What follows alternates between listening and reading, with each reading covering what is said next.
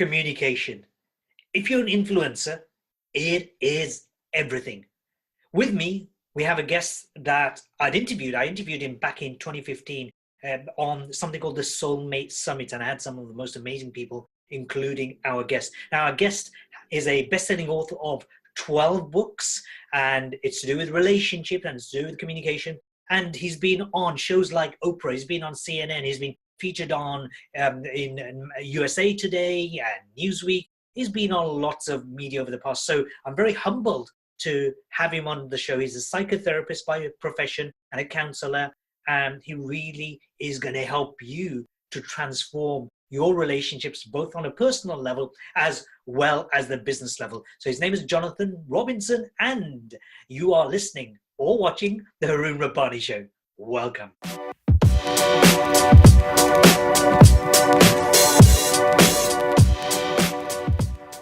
Jonathan, thank you so much for joining the Harun Rabbani Show. This is going out both on video as well as audio. So I interviewed you a number of years ago on something called the Soulmate Summit.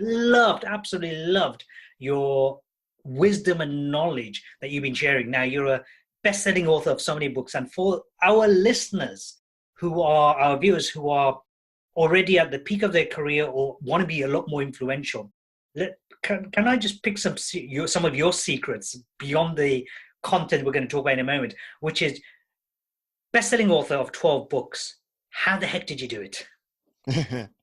Well, you know, one of the times I was on the Oprah show, which certainly helped, write books that Oprah likes.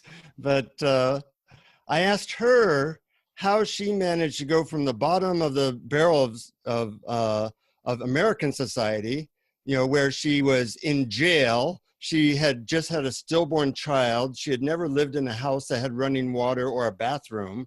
And then 20 years later, she's the most loved person on the planet. So I asked her, how did you do that?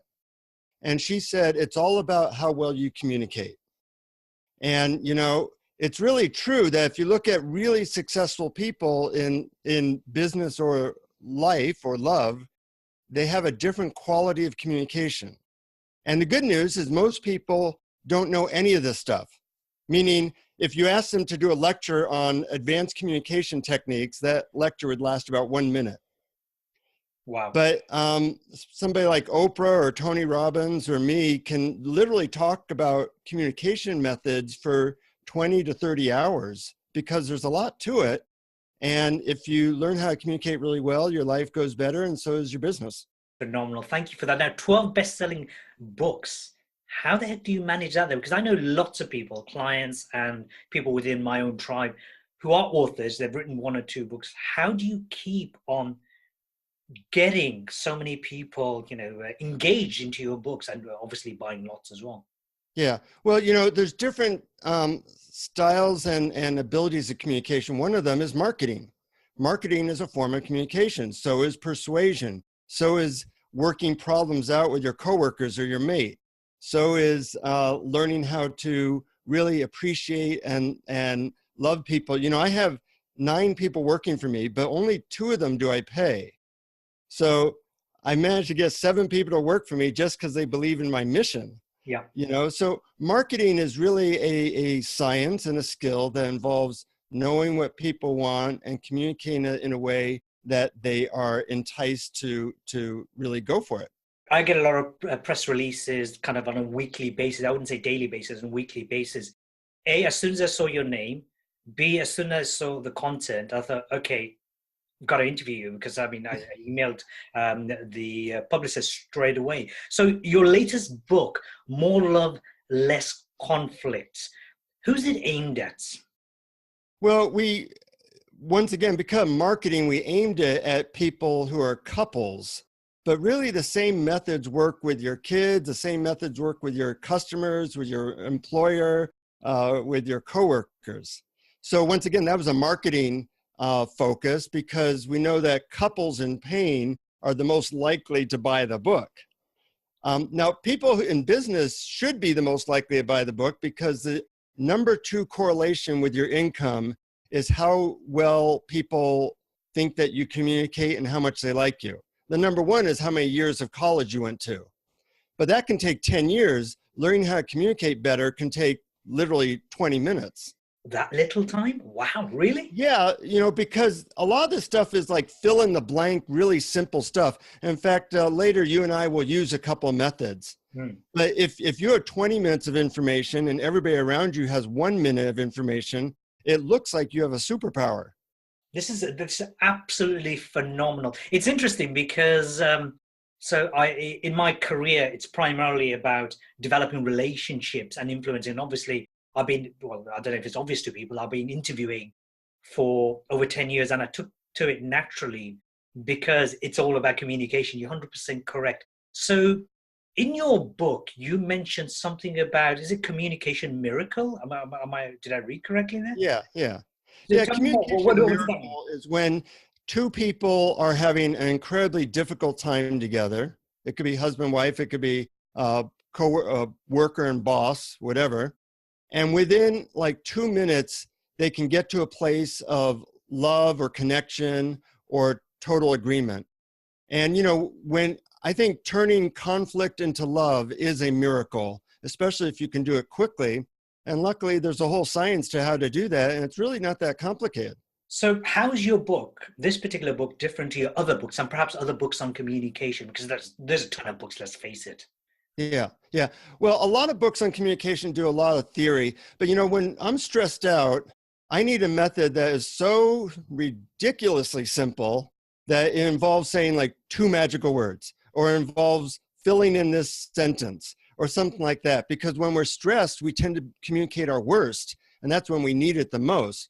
So this book is really about like 50 methods that can be pretty much done in 20 seconds or less, that can totally turn things around to a place of love or connection or overcome conflict very quickly. And people look at the methods, they say, yeah, that one would really work for me, or that one, looks a little complicated. My wife and I used to argue a lot, and now we never argue because we have a method that requires just saying 2 words. Can you share those words? Or are you going to share that later on? Sure. We agreed that whenever we're starting to get a little hot under the collar, a little bit, stressed and worried about how the communication's going, we can say the words red light. And red light means that we have to take 2 minutes and be quiet together and not say anything so we can calm down. After 2 minutes of calming down, we're more rational. We're not trying to hurt each other. We're not trying to be righteous. And it usually goes a lot better. So that's an example of something so simple that it literally transformed us from having maybe 1 argument a month to no arguments in the last 5 years. Wow, that's a record. You guys live in the same house, right? Because that's one way to stop all the arguments, live in 2 different places. So this is quite fascinating because who did I interview? Dr. Pat Allen. You know Pat, don't you? I interviewed her. Uh-huh. She talks about any kind of relationship is based on chemistry, compatibility, and communication. And the first thing that, if anything, that breaks down is the communication. But then when that breaks down, I don't know, what happens when a communication breaks down between colleagues, especially business partners or collaborative partners, or husband or a couple? Yeah, well, it's always an issue of people blaming each other and people not understanding each other. I never have couples come into my office and say, we really understand each other quite well. That's why we want a divorce. That doesn't happen, and blame is the thing that never works. I've never once told my wife how wrong she is and how she's fully at fault for something. And then she said, oh yeah, now I see what you're talking about. I will have to change my ways. Thank you so much for showing me that. That's never happened either.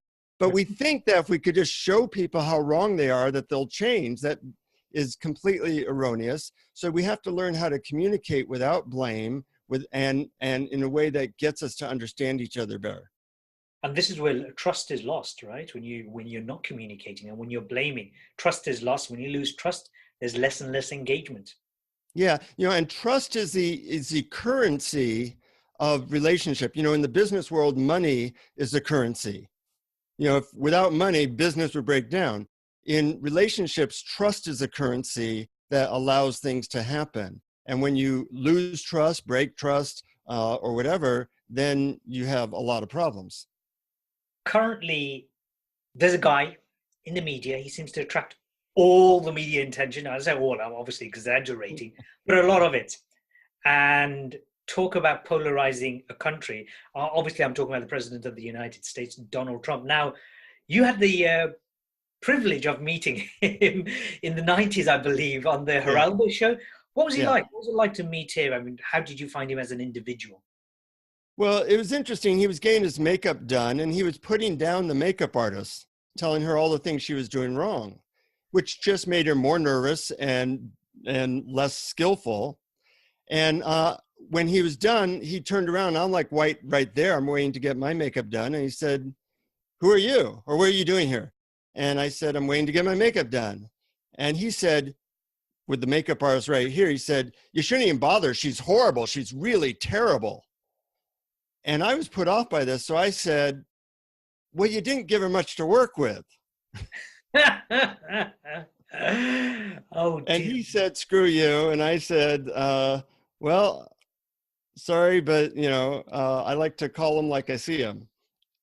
And so it didn't start off so good. But later he actually came up to me and said, "Well, I appreciate your honesty." So, the interesting thing about Donald Trump is he learned how to communicate in the world of New York real estate, which works in New York real estate.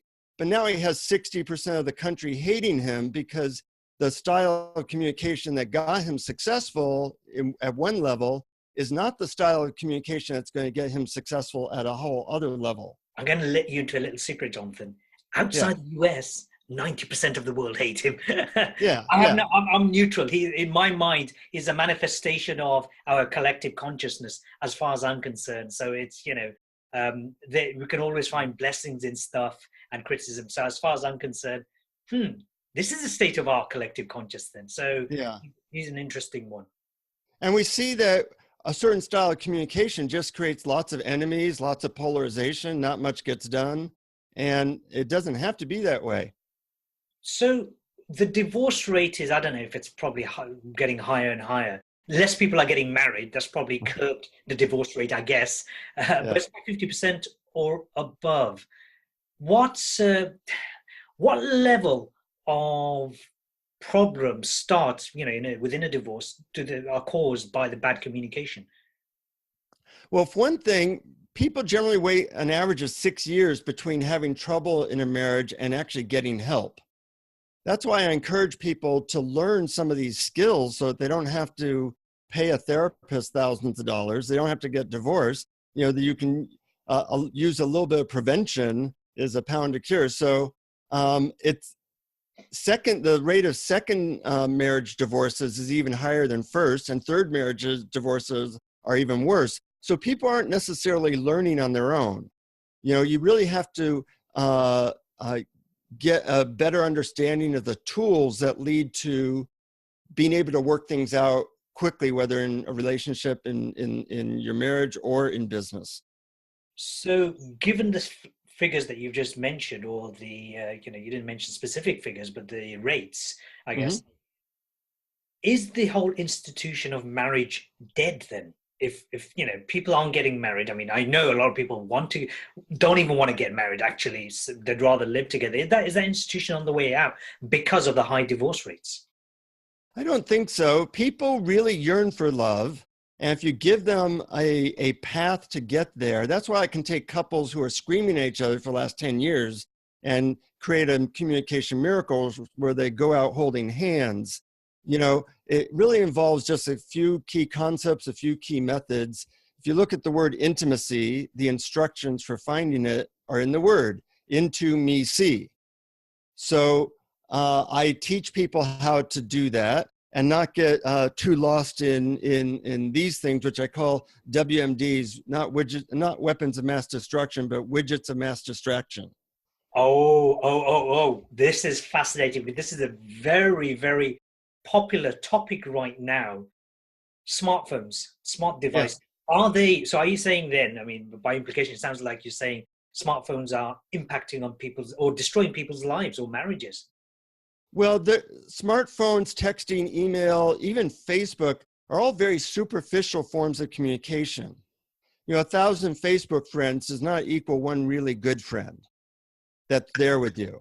So we're mistaking quantity with quality. And what people really yearn for is a deep connection, a really good conversation where you really feel somebody's heart, where you're really connected and caring. And these other forms of communication, smartphones, email, just don't cut it.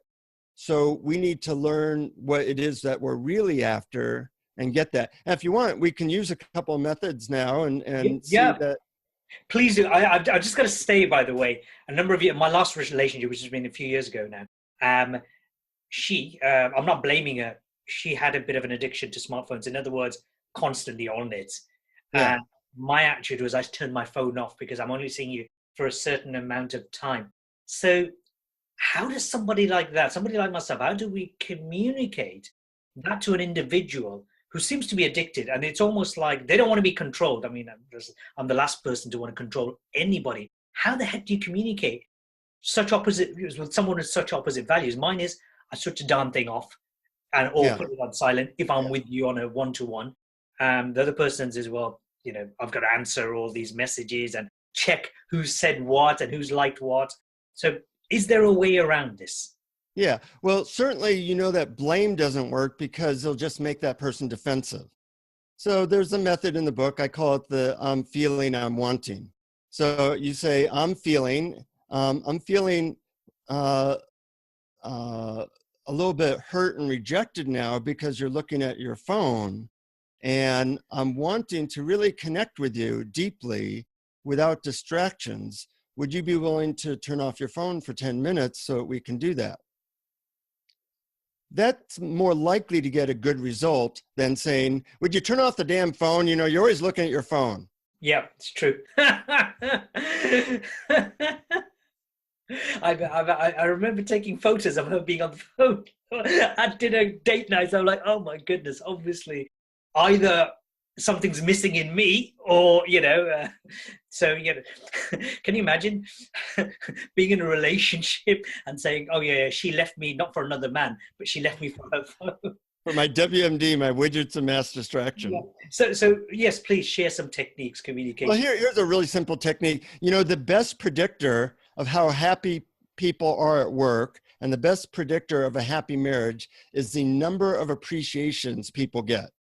That's pretty simple to give people appreciations, but we all get caught up. So I actually have, I use this device. I have Siri on my iPhone remind me to give appreciation to my wife every day. Don't tell my wife this, by the way. She doesn't know yet, but I don't have the email. every day I appreciate her, and it helps the love flow. Now, we know each other a little bit, so all you really have to do is fill in the blank. Something I've noticed about you, Harun, how do you say your name? Harun, I'm sorry. Something I've noticed about you, Harun, that I appreciate is that you're a multifaceted person. You're into a lot of things. You're very open-minded, and you're kind of open and excited about life. And that's something I really value, and I appreciate that about you. Can I have a go? Yes, you absolutely. Jonathan, you have no idea how much I appreciate somebody like yourself who's been on big shows like Oprah. Come on, it doesn't get much bigger than that. Obviously, CNN and everybody else. And yet you have the compassion and the love to join a show like mine, which is, relatively speaking, small at this moment. Mm-hmm. Very grateful and appreciative of that. Well, thank you. I really enjoy talking about this stuff, and it's my passion. So, and just simple appreciation like that helps to create more of a bond. Then there's a method which you can helps to reveal things about people. So we can fill in this blank. If you really knew me, you would know. If you really knew me, you would know that on shows like this, I'm always a little worried that I might come off too much as a salesman. I hate salesmen, and yet I feel so passionately that this can change people's lives. I'm always thinking, am I coming off too much like like somebody who just found religion or something? So that goes on with me. Brilliant. I love that. A lot of people hate salespeople. So let's see if I can come up with something now. Okay, so if you knew me, you'd understand that I love all that you're sharing here. And if you were, and I'm just using the salesman thing, if you were a pushy, um, evangelizing type person, I Yeah. probably would have stopped you and maybe gently move in a different direction. I have done that to other people, by the way, stop them in their tracks. But you're Yeah. nothing like that. Your passion comes out so well. So if you knew me, you'd know that I appreciate your passion more than anything else. Great. Thank you. Thank you. So little things like this, on my website, I have a website, morelovelessconflict.com, and I have something called the 12 questions of instant intimacy. And these are free download, and people can download the questions and ask these questions of anybody and get into a more intimate, deep conversation right away. So little tricks like this are really needed in this day and age where everybody's moving so fast and everybody's so busy that we often miss out on these deeper connections that we really want.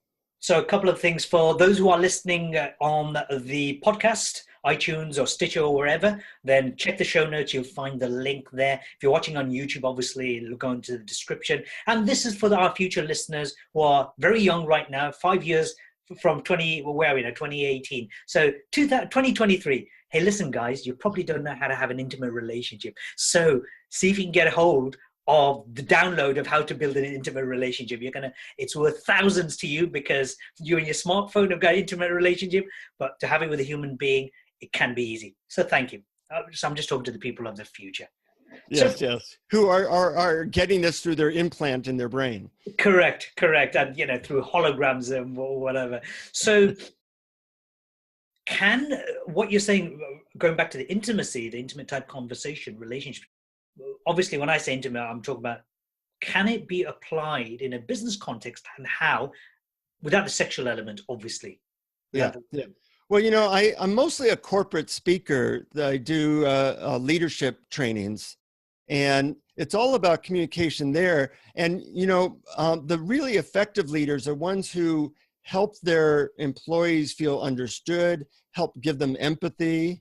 People often don't care what you have to say until they feel that you care. So it definitely applies in a business context. And as I said, the people who rise to the top tend to be people who have a way with people. And we think that, oh, well, you either have that or you don't. No, that's a learnable skill. And basically, your book will help them learn the skill, right? Yeah, learn the actual techniques that people like Oprah or Bill Clinton or all these, or Obama, who really were very low on the totem pole of US society and rose to the very top, mostly through their ability to communicate. Anybody can be an influencer. And in fact, the most influential people have been those who've risen from nothing into a high place in society. So one of my big concerns are that, having been top of my field in various areas, I've neglected my relationship. I'm divorced. So this is obviously a while back now. So, and it was interesting because I've been watching people like Jordan Peterson talk about relationships. When you get divorced, it takes about 15 years to really, truly get over it. It's just been 15 years for me. And it's been extremely painful. And no amount of money, no amount of awards, and I've done both, can replace what you've lost.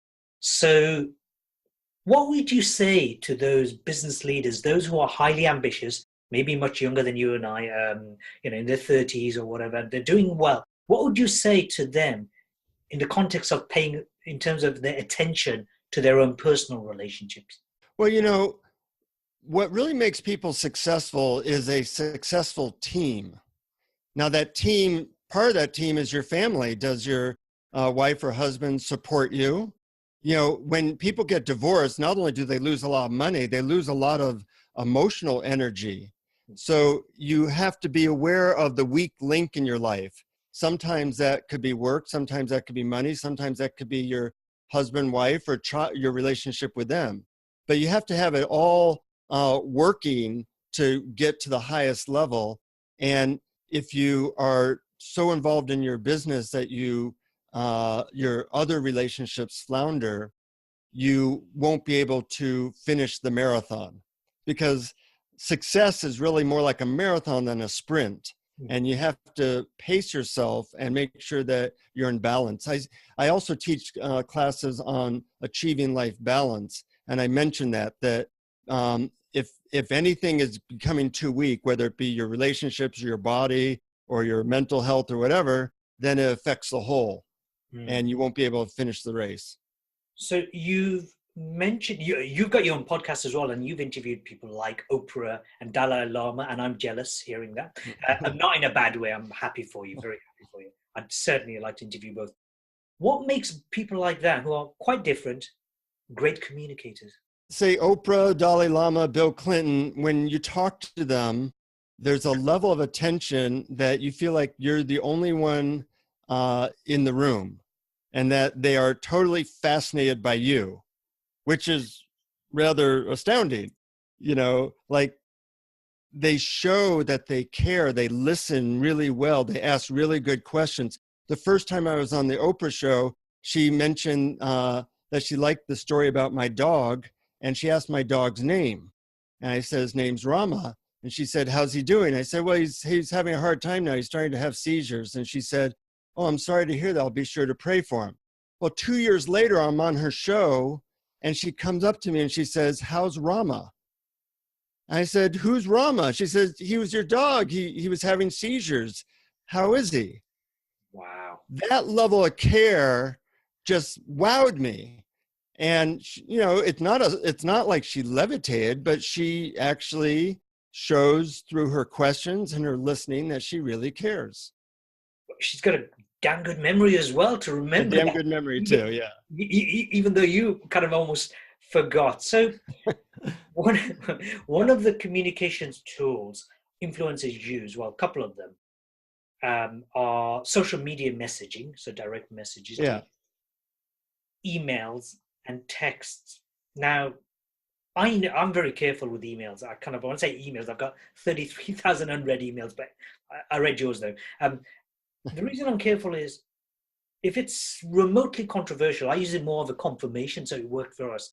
So when you communicate to somebody, people, I find they can very easily get the wrong end of the stick and get upset. So how do you bridge that gap where you can communicate and build intimacy, if at all, with email, text, and I think that's it, email and text primarily, yeah. You know, it's harder in these types of forms of communication, but even then, if you have the right technique, you can make a lot of progress. For example, in my emails and texting are a very bad method of showing what you're really feeling and thinking. So I will often say, what I'm really feeling and thinking is, and complete that sentence, because that's not often clear. What I'm really feeling is really close to you and really looking forward to spending some quality time with you. And I'm feeling sad that we haven't done that for a while. That's the type of thing you never read in an email, you know, but is important to communicate, because communication is largely about feelings. And when you don't reveal stuff about your feelings and what you're wanting, then it's really hard to know where people are at. Yeah, I hear you loud and clear. I've got team members, etc., who email me and they send me long messages, and it's sometimes difficult to decipher what angle they're coming from. So if anything, I find it frustrating. So, okay, let's just say for some reason, conflict's been created because of communication or lack thereof. How do you deal with someone who's upset? How do you communicate with someone? Either I've upset, or they're upset for some other reason. Yeah. Well, I teach a whole workshop on how to deal with difficult people. And it's really, when people are difficult and stressed, what they need is empathy. They want to have their feelings understood. Even if you don't agree with their perspective, they want to feel like you acknowledge their feelings and that you feel their pain. And most people are horrible at this. The people who are good at it looks like they can levitate because the results that they can get are so powerful. Take Oprah, for example. That's mostly what she does. She gives empathy, and people love her because not many people are very good at that. And the same with Bill Clinton. He was very good at that. So you want to calm people down by acknowledging their feelings, and then they're much more agreeable to working things out. Men and women. Let's touch that subject. Do men and women communicate differently? If so, how so? They do. In a general sense, you can say that women need more empathy and want to talk, are less linear in their communication. So they might bring up this or that, and they're seeing if the person tracks their emotions. Men tend to be more result oriented. When women are talking, a lot of times men will try to fix their problem, and women hate this because they want to have their feelings understood rather than have them be like a patient. But men are result oriented. So it's like, what's the problem? Let me fix it. And so you want to be able to learn the fine art of communicating a little bit differently to women, or if you're a woman, communicating a little bit differently to men so you can succeed. You want to have some flexibility in your approach. And most people only know the language of blame and what they were brought up with. And that approach might work with 20% of people, but it might not work with the other 80%. In the property world and in the restaurant world, it's all about location, location, location. Within relationships, what are people really looking for? I would say the word there would be understanding, understanding, understanding. And in order to be understood, you have to understand a person's feelings, and you have to acknowledge them, and you have to understand why they feel the way they do, and validate that even if you have a different perspective. And once again, people don't have any training in doing this, so they don't do it. And therefore, communication is a lot worse than it could be. Now, when we talk about communication, of course, we're talking primarily about talking and listening. But what about other non-verbal forms of communication? Do you discuss that in your book? Absolutely, because it's really important. A lot of communication happens non-verbally, so I talk about that. And I give various methods, some subtle, some not, such as, if you're with a partner, holding their hands or breathing in unison puts you on the same wavelength. But being aware of your voice tone, if I say to you, oh, it's really great to be with you again, I just couldn't be more excited for this interview. That nonverbal lack of excitement, people tune into that rather than the words I'm saying.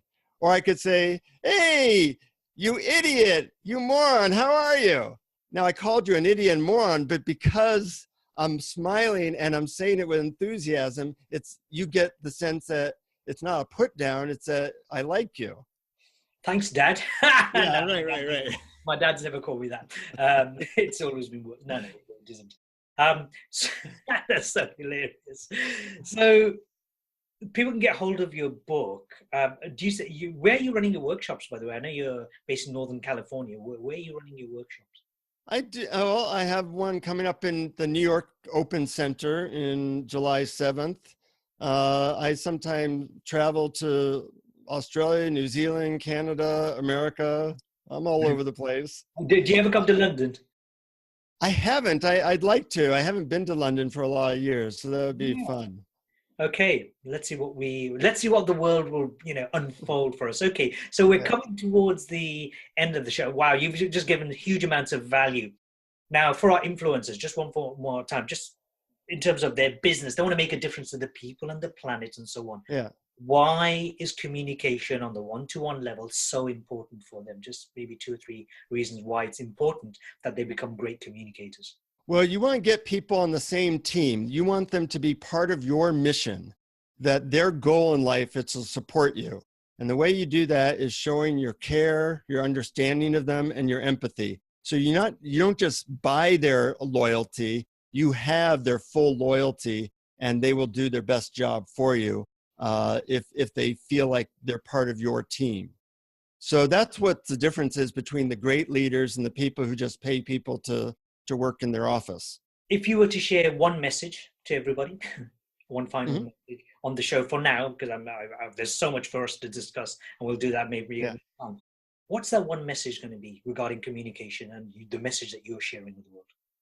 Well, don't assume that you're a great communicator. Learn some stuff, whether through my book or other things, because that's the one skill that in a short period of time can really change the course of your life. You know, if you learn about accounting, that's a nice skill, but it's not going to change your life. But when you have more love and more ability to influence people, that changes everything. And the basis of that is how advanced your communication skills are. Yeah. So you end up with a very fulfilling life, a role, and also helping others to feel like they're fulfilled as well. And hopefully a lot of money as well. Yeah, well, absolutely. That goes without saying. Jonathan Robinson, thank you so much. I'm very humbled to have you on my show once again. And listeners, if you've enjoyed what you've heard from Jonathan, then make sure you go onto his website. The links are there. And if you're listening and you want to visit again, the website, once again, Jonathan, is morelovelessconflict.com. And they okay. can download the free 12 questions of intimacy. Brilliant. Thank you ever so much. Make sure you share the video. Make sure you share the podcast. And we will see you very soon. Bye for now.